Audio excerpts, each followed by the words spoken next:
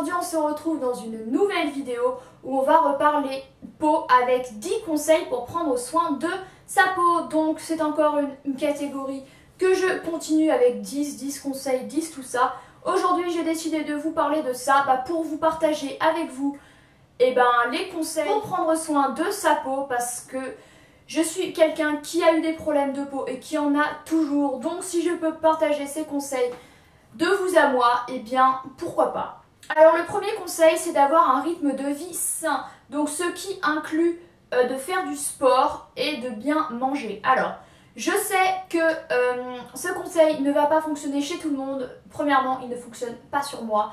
Vu que je mange ce que je veux au niveau peau, je n'ai jamais noté grande différence si je mangeais un hamburger ou quoi. Je n'ai pas forcément plus de boutons. Mais le sport, par contre, peut tout de même aider. Même si au niveau morphologie, ça ne me fera rien. En tout cas, ça vous fera transpirer, ça vous fera éliminer par les pores de votre peau. Et donc, ça vous régénérera un peu votre peau. Et c'est bien de faire du sport. Du coup, j'en fais un peu régulièrement. En fait, je joue à Just Dance. Voilà. Mais pour moi, c'est du sport parce que je m'y mets à fond. Mais honnêtement, si vous êtes quelqu'un de normalement constitué, ce conseil pourra fortement vous aider et faire en sorte que votre peau soit mieux. Et vous verrez sûrement un effet notable. Second conseil, essayez de se détendre, d'être relaxé. Alors je sais que c'est facile à dire, mais souvent à l'approche d'examens, d'épreuves ou d'événements assez difficiles, assez stressants, ça peut se ressentir sur la peau. Personnellement, encore une fois, non, ce n'est pas mon cas, mais je sais que chez certaines personnes, le stress engendre des boutons, une poussée d'acné, voilà, quelque chose de très sympa. J'ai personnellement envisagé cette hypothèse pour mon cas. J'ai fait des séances de luxoponcture, donc c'est une sorte d'acupuncture avec de la lumière pour réduire le stress. Ça ne m'a rien fait parce qu'en fait, c'était pas dû au stress. Mais voilà, c'est une expérience et voilà. Donc si vous êtes ce type de personne assez stressée et que vous notez un pic d'acné sur votre visage à l'approche d'événements stressants, essayez de vous détendre, de lire un livre, d'allumer une bougie, d'écouter de la musique qui vous fait du bien, de méditer. C'est facile à dire, je sais, mais parfois ce genre de petites choses peut tout changer, honnêtement. Bien sûr, si vous avez une acné hyper impressionnante, ça ne va pas forcément vous aider, mais là je parle plus pour les personnes qui ont quelques boutons de temps en temps et qui ne savent pas forcément d'où ça vient. Troisième conseil, bien s'hydrater et boire beaucoup. C'est très important parce que oui, il faut s'hydrater de l'extérieur, mais il faut également s'hydrater de l'intérieur, donc boire beaucoup d'eau. Je ne vais pas vous dire de boire 2 litres, 2 litres 50 par jour parce que même moi, ce n'est pas ce que je fais. Même en été comme aujourd'hui où il fait très chaud, mais je bois un thé le matin, j'essaie de boire au moins 3-4 verres d'eau dans la journée. Je pourrais faire plus. Mais chez certaines personnes, ça peut causer une déshydratation du visage et donc ça vous déshydrate la peau. J'ai la peau déshydratée à certains moments, donc je sais de quoi je parle et du coup vous causez encore plus de boutons. Voilà, donc pensez-y, c'est très important. Quatrième conseil, évitez d'agresser sa peau avec des éléments extérieurs comme l'alcool, la cigarette et la pollution. Donc ces trois phénomènes-là peuvent avoir des effets importants sur votre peau et son état. L'alcool, on sait tous que ça n'est pas bien pour la peau. Chez certaines personnes, ça ne fera rien instantanément, mais sur le long terme, c'est mauvais. La cigarette, à part l'odeur horrible, quand vous êtes dans une pièce entourée de fumeurs, et je suis en mode, mais c'est déjà, on est en tabagisme passif. C'est pas cool et puis en plus je pense toujours à ma peau, que ça l'obstrue, que c'est très mal et tout. Donc imaginez lorsque vous êtes fumeur actif, c'est pire.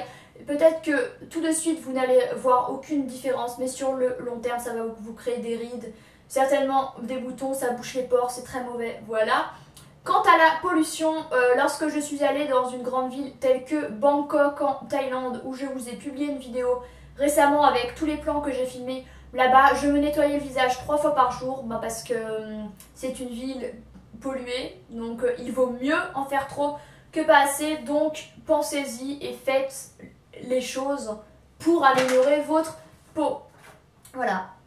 Quatrième conseil, bien s'en occuper et bien la nettoyer. Parce que oui, c'est bien beau de boire, de faire du sport et tout ça. mais il faut bien la nettoyer extérieurement parce que intérieurement c'est important de s'en occuper, mais également extérieurement.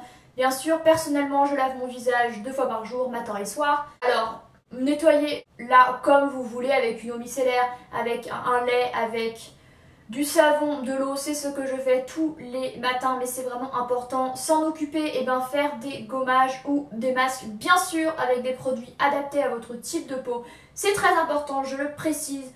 Personnellement, je faisais régulièrement des gommages et des masques et on m'a dit que finalement ce n'était pas forcément nécessaire, que je n'avais pas forcément de kyste, et lorsque j'ai fait un gommage et un masque il y a 2-3 mois, ça a tout fait ressortir. Donc j'évite, mais surtout rencardez-vous sur le type de votre peau pour savoir ce dont elle a besoin. Ça ne sert non plus à rien d'en faire trop. 5e conseil, alors après l'avoir nettoyé et s'en être occupé, il faut également penser à ce que vous mettez dessus. Donc lavez vos pinceaux et vos outils de maquillage, parce que si votre peau est nette intérieurement, extérieurement, et que vous lui mettez des ustensiles crades, imaginez le deal, alors je vous conseille de laver vos pinceaux, que ce soit les pinceaux à poudre, blush, highlighter et yeux, au moins 1 à 2 fois par semaine. Personnellement c'est 1 fois par semaine. Par contre, ce que vous utilisez pour votre teint, donc que ce soit pinceau, beauty blender, personnellement je le fais tous les 2 jours parce qu'un beauty blender ça absorbe le fond de teint. Si vous remettez votre fond de teint imbibé dedans, prolifération des bactéries, bonjour. Donc voilà, forcément il faut nettoyer ces ustensiles.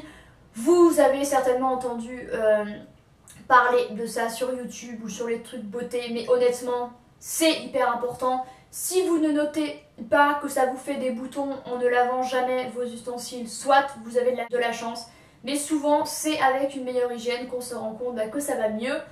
Donc voilà, 6e conseil, utilisez des produits non comédogènes. Alors chez certaines personnes ça ne fera pas de différence, mais si vous avez la peau sensible, grasse, sujette à l'acné, essayez vraiment de prendre des produits non comédogènes. Alors investissez plus dans des crèmes bonnes pour la peau, type La Roche-Posay Avène. Personnellement j'utilise une La Roche-Posay. Certes elle coûte 15 €, mais c'est une bonne crème qui ne va pas graisser votre peau, qui ne va pas vous créer des boutons, des kystes ou quoi.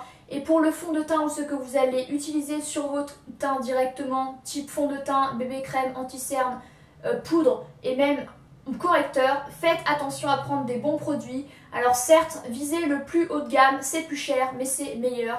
Personnellement, j'ai utilisé des produits La Roche-Posay, Guerlain et en ce moment Too Faced, parce que ce sont des produits onéreux qui respectent la peau, mais je suis sûre de ne pas avoir de problème à ce niveau-là. Pensez-y, c'est vraiment important. Et surtout, n'accumulez pas les couches de produits parce que ça va vous rendre la peau encore plus grasse, ça va vous faire encore plus de boutons. Fut un temps, pendant même 1 ou 2 ans, j'utilisais une CC crème, plus bébé crème, plus correcteur, plus poudre. C'était dégueulasse. La peau devenait vraiment huileuse et tout à cause en fait de l'accumulation de produits. Alors que en ce moment, j'utilise juste fond de teint et un peu de poudre parfois. Et voilà, et ça va mieux. En fait, utilisez un fond de teint modulable où vous pouvez en mettre un peu plus aux endroits où c'est un peu plus la misère. C'est ce que je fais et honnêtement, ça va mieux. Voilà. 7e produit, bien dormir. Alors c'est un conseil que vous avez sûrement entendu dire partout par les actrices, les mannequins, les chanteuses ou quoi. Chez certaines personnes, il y a des résultats visibles. De toute façon, chez tout le monde. J'ai envie de vous dire, si vous dormez 3 heures par nuit, vous aurez des cernes, vous aurez des rides plus rapidement, vous aurez une peau moins jolie. Parce que dormir, c'est nécessaire à l'organisme. La peau se repose, elle se régénère. Donc voilà. Et d'ailleurs, j'ai lu quelque chose en quoi les cellules de la peau se régénéraient vers 1 h du matin. Donc si vous vous couchez plus tard avec encore du maquillage, votre peau ne va pas se régénérer cette journée-ci. C'est quelque chose auquel je pense souvent lorsque je vais à une soirée ou quoi, où je rentre plus tard. Je me dis, bon, c'est pas grave, elle se renouvellera le lendemain. Mais oui, je me dis des choses absolument fabuleuses dans ma vie. Mais honnêtement, c'est important. Donc évidemment, vous pouvez aller à des soirées, vous éclater. Mais évitez d'enchaîner les soirées genre 3-4 jours de suite. Parce que si vous rentrez plus tard, votre peau va moins se régénérer. Et ce sera moins bon. Et voilà. 8e conseil, bien se démaquiller, ça va un peu de pair avec le conseil précédent, parce que si vous dormez bien, nickel, 8 à 10 heures par nuit, voire plus, mais si vous ne vous êtes pas bien démaquillé, eh ben, il n'y aura aucun effet notable, ce sera pire même. Alors, personnellement, quand je rentre de soirée ou quoi, il a beau être 1 heure, 2 heures, 3 heures, 4 heures du mat', je passe au moins 10 voire 15 minutes dans la salle de bain pour tout enlever. Donc je me nettoie bien le visage avec une éponge Konjac ou une Clarisonic pour bien enlever tous les résidus de maquillage pour que ça aille bien dans les pores et que ça enlève tout. Voilà, parfois même en rentrant de boîte, 1 ou 2 fois, je me faisais un masque parce que j'avais la peau horrible avec tous ceux qui fumaient, avec la sueur, avec les produits extérieurs ou quoi, et ça faisait un bien fou. Donc honnêtement, pensez à ça, c'est absolument important parce que si vous ne libérez pas ce que vous avez mis sur votre peau, elle étouffe, c'est normal. Vous avez forcément dû entendre ce conseil quelque part, mais je le répète parce que certaines personnes continuent de le faire. Alors certes, peut-être que ça ne va pas vous causer des boutons tout de suite, vous avez bien de la chance, mais sur le long terme, ce sera fatal. Et même si ça ne vous donne pas de boutons, vous aurez des rides, vous aurez des rougeurs, vous aurez une peau terne qui va vous tirer. Ça va être sublime, voilà. 9e conseil, laissez respirer sa peau. Alors, je sais que chez certaines personnes, le maquillage peut créer des boutons. Chez moi, non. Je sais que c'est une acné hormonale, donc ça ne fait rien. Mais c'est important tout de même de la laisser respirer. Pendant les vacances, je l'ai fait plusieurs jours de suite. Alors certes, je n'assumais pas trop l'état de ma peau en vrai. Je n'assumais même carrément pas du tout. J'avais envie de me jeter des tomates à la gueule et de dire crève, crève, t'es moche. Mais au bout d'un moment, il faut savoir ce qu'on veut. En vacances, on a moins le regard des autres. Et voilà. Et si vous remarquez qu'avec une accumulation de maquillage, vous avez plus de boutons, et bien essayez de la laisser respirer au moins 1 fois par semaine. Moi, c'est ce que j'essaye de faire au moins à l'année. Tous les dimanches, j'essayais de ne rien mettre. Alors, je ne voyais pas de changement parce que ça n'avait pas à voir avec le maquillage. Mais c'est tout de même bien. Et puis, les gens, vous aimeront quand même sans rien.